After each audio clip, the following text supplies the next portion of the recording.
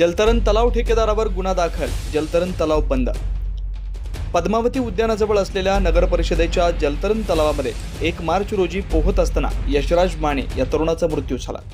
ठेकेदारानं सुरक्षा यंत्रणा ठेवली नसल्यामुळे यशराज याचा मृत्यू झाला। या प्रकरणी पंढरपूर शहर पोलीस ठाण्यात जलतरण तलावाचे ठेकेदार सत्यजित परदेशी यांच्या विरुद्ध गुन्हा दाखल करण्यात आला। पंढरपूर नगर परिषदेने पद्मावती उद्यान इथं असलेला जलतरण तलाव सोलापूर येथील सत्यजित परदेशी यांना चालवण्यास दिला होता। हा तलाव देताना नियम व अटी घालण्यात आल्या होत्या। एखादी दुर्घटना घडल्यास याची जबाबदारी परदेशी यांच्यावर ठेवण्यात येणार असल्याचं नियम व अटीत नमूद करण्यात आलं होतं। 1 मार्च रोजी येथील रहिवासी यशराज माने वय 20 हा मित्रासमवेत पोहण्यासाठी गेला होता।